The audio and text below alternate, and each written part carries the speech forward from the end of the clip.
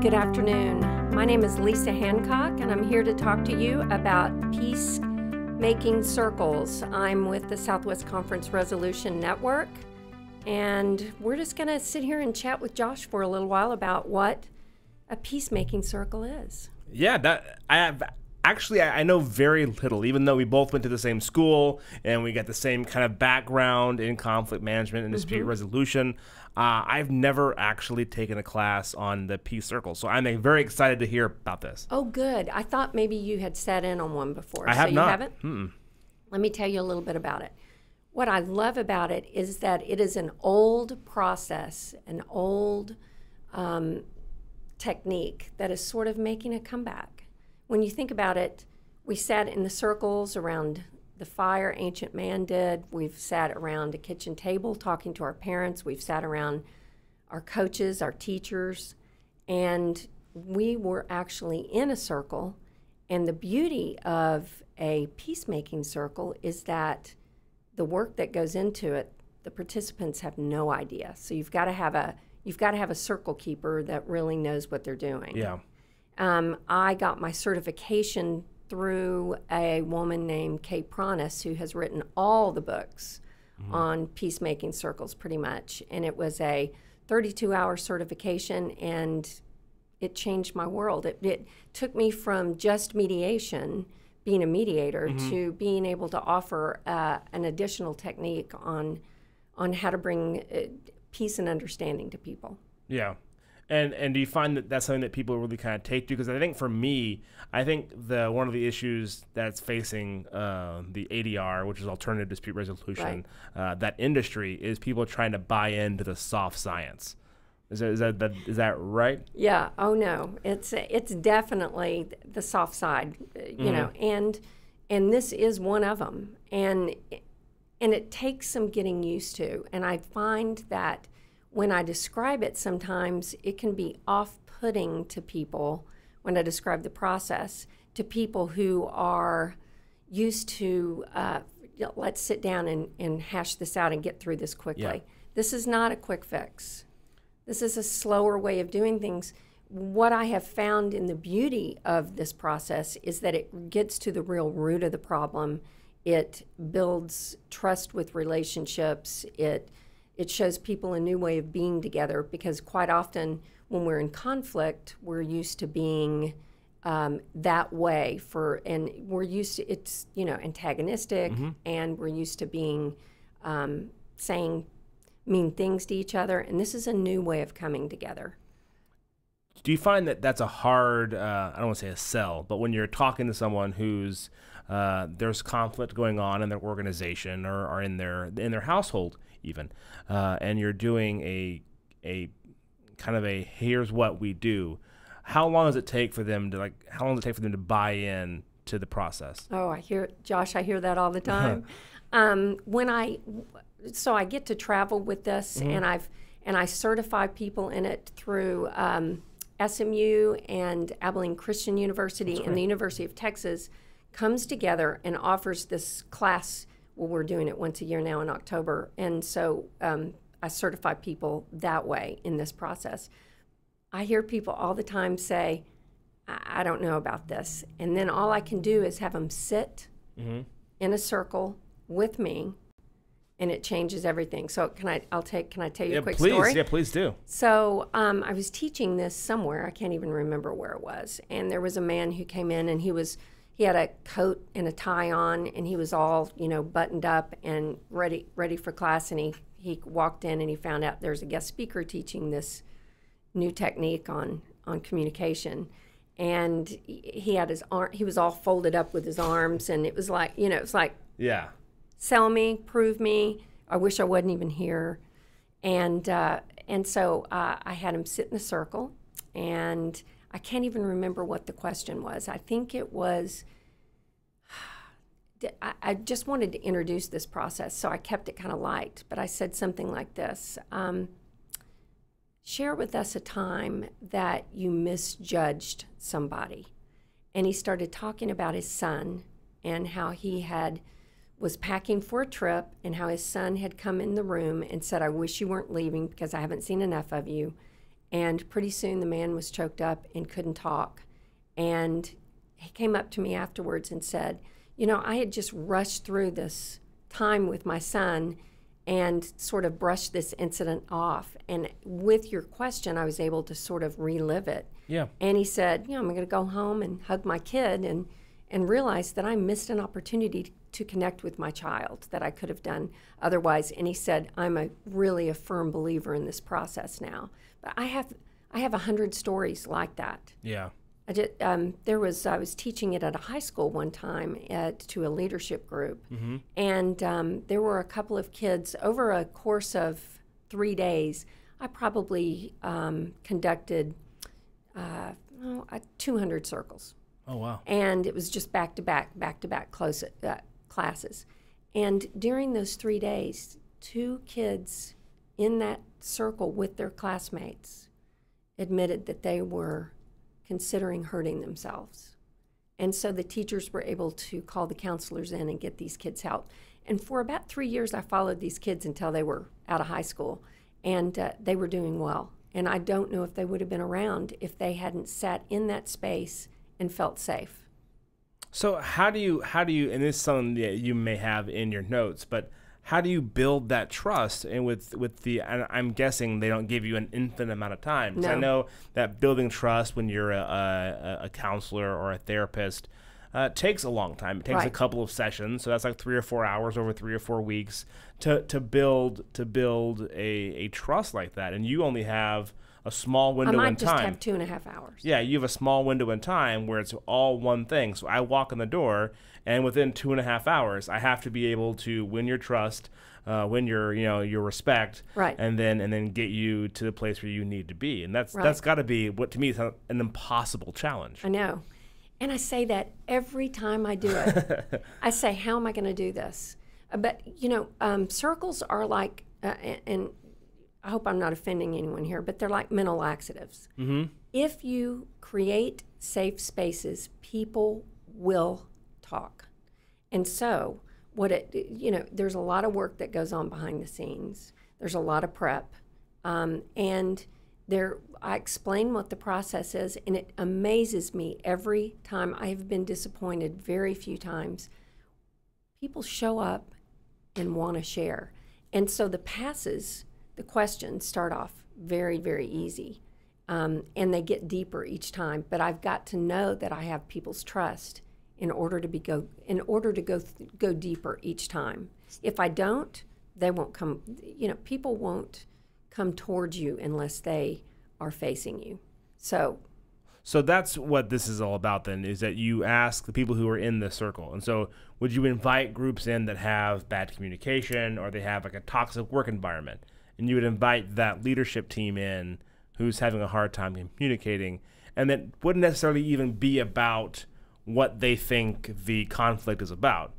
It would just be the 4 or 5 of them. Is there a set number that you should have or shouldn't have? Just 2. Just 2 could do it as well? So the 2 or 3 that are in the room. Yeah. And then you just ask them a kind of a softball question to start off with, and then as you get into going around and around and around, it gets more and more and more in depth. Right. So I do a lot of work. I do a lot of intake and a lot of research at the beginning, and through that research, what I do is we determine together what the goal, the outcome of the circle can be. Mm-hmm. So it might be that, let's just say that it's a team that's having trouble with. So about 3 weeks ago, I worked with a staff that didn't know each other well, and there was no trust. And so one of the questions I asked was, how do you know when you can trust someone? So imagine a staff sitting around, and by the way, when a circle is conducted, there's nothing in the middle. So there's nothing obstructing 2 people or 3 or 4 or 20 that are talking, which is symbolic in and of itself. Mm-hmm. And so you hear people's answers and you know where they're coming from. And you can also know that person so much better. And so trust, I don't even have to talk about trust and respect because there's no interruptions. So just listening to people is a sign of respect in our culture. And so respect is built and trust is built, and it may take more than one circle, and that's great. Typically what I'll do is I'll no more than 3 hours, because it can go, when you're sitting in a space and you're not getting up and you're not moving around and you're focusing on the words that someone's saying, it can be pretty intense and you need a break after that. Yeah. I remember that was for me doing mediation. It was like after a full day of mediation, you're just exhausted. You're wiped out, mentally and physically. Yeah, it's like you went on a marathon run. I come home, I'm just ready to like crash out. And my wife was like, well, you've been sitting down in a chair all day. Right. But like, no, it's just like such. No, like it takes a lot out of you. It takes a lot. But I think the beauty of, because with mediation, I felt like I always had to stay a step ahead. Mm-hmm. And with mediation, you listen to respond. With circles, because there's no talking back and forth. Yeah. You just have a talking piece, which is chosen as something that is significant to the group.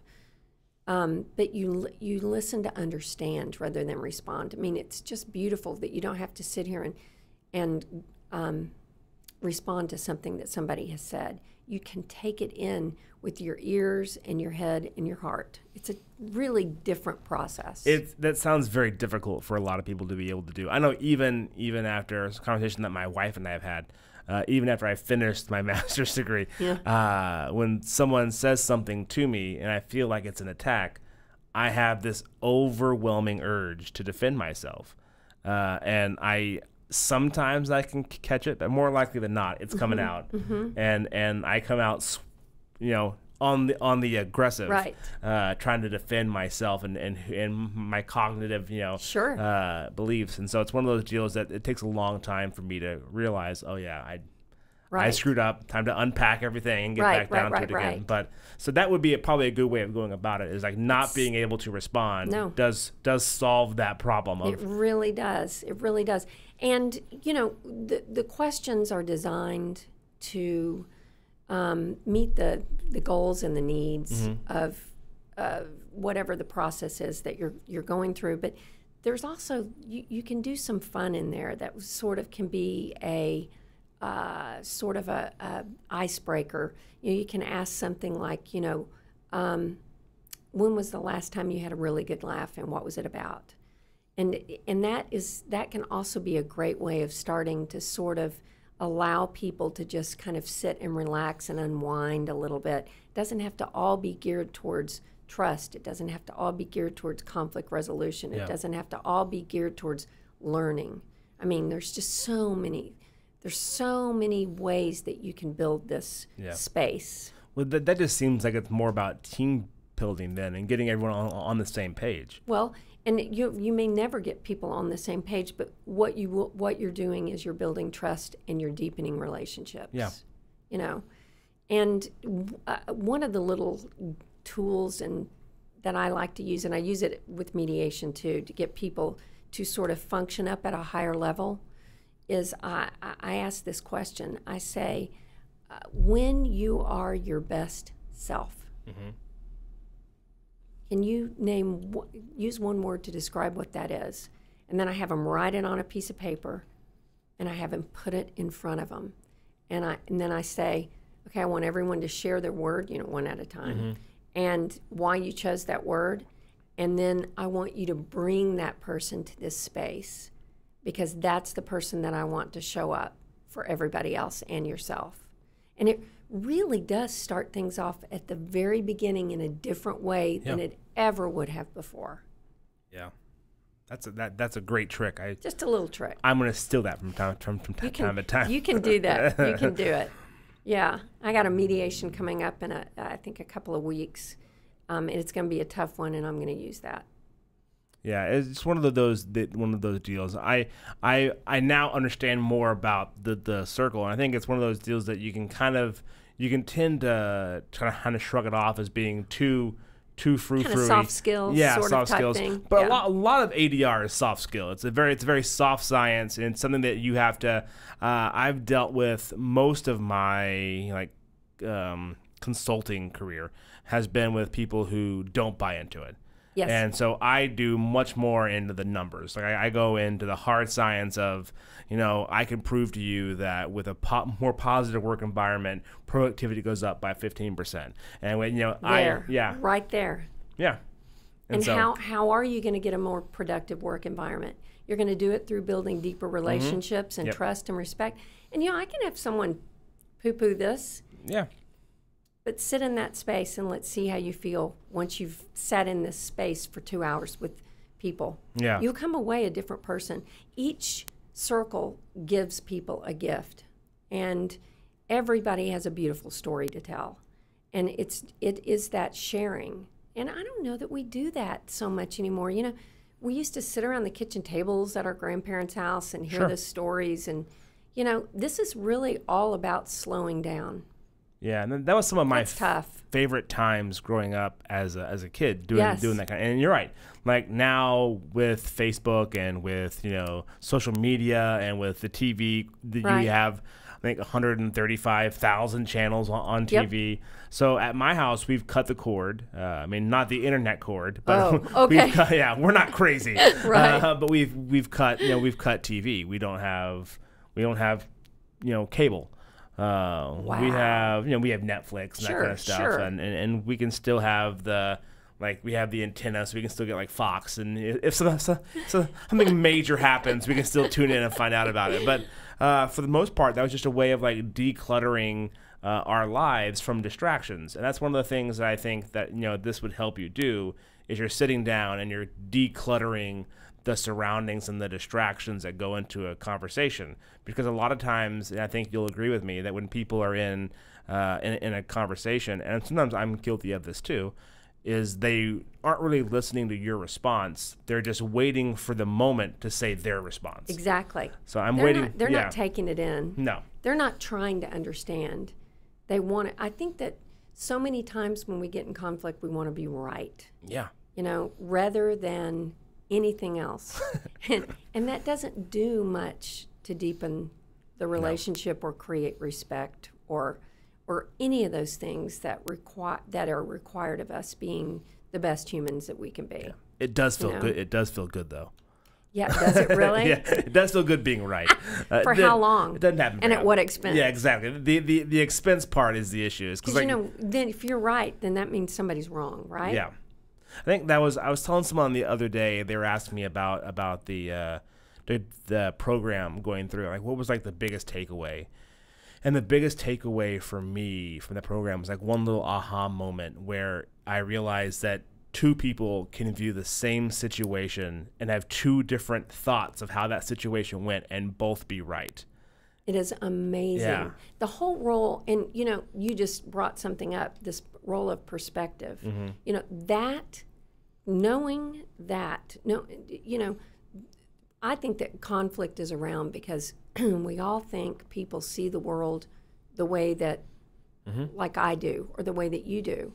And so that taking the time to share perspective just doesn't get done when conflict is escalating. Yeah. So this is one of those ways of slowing it down. And another beauty about peacekeeping circles is that, or any kind of circle, is you don't have to hit the problem head on. You can come in sideways or from the back door and create opportunities for people to work on the conflict or the misunderstanding themselves.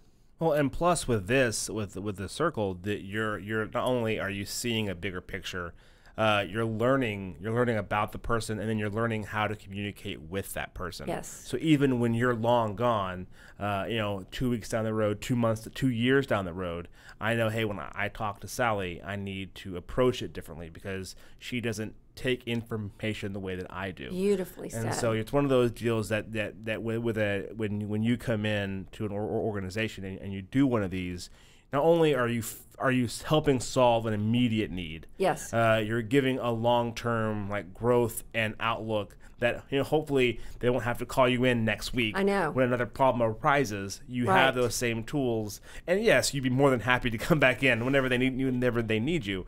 But we're hopefully that the ADR is giving you the tools to kind of like fix yourself? Is it like we're giving you a toolkit, so when your car breaks down again, you now know the proper things to do and the order in which to do them to keep you on the road and keep you on the path. Well, to and you success. have more than one tool. Exactly. You know, that's it. You walk in with a toolkit that's part of the way, you know, it maybe just might have a couple of tools in it, but as you add to it, you have more choices. So if a group or an organization is thinking about like, hey, you know what, I'm hearing this and I would really love to have you come in and talk to our managers or talk to our, you know, our leads, how would they get a hold of you? So I have the name of my company is Restorative Communications, and that's my website, restorativecommunications.com. You can go on it, you can look around and see, you know, what it is. There's a whole page about circles and you know, the work that I've done I've done this for British Petroleum. So you know, the work that I've done for the organizations and the firms and the churches and, you know, secular, non-secular.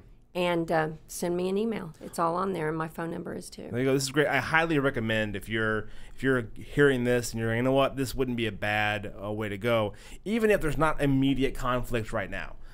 This is one of those things that sometimes preventative treatment is the best treatment overall. And so just constantly learning better ways to communicate with your managers, better ways to communicate with your staff, no matter if you're an office of 20 or 2,000, it's still a good idea to keep your finger on the pulse of how the companies are dealing with conflict and how they're dealing with communicational skills. So I suggest you go to the site, give her a call, shoot her an email, have her come out and have her do a circle for you, and you can email us back and let us know how you feel. If you have any questions or comments, please feel free to put them in the post.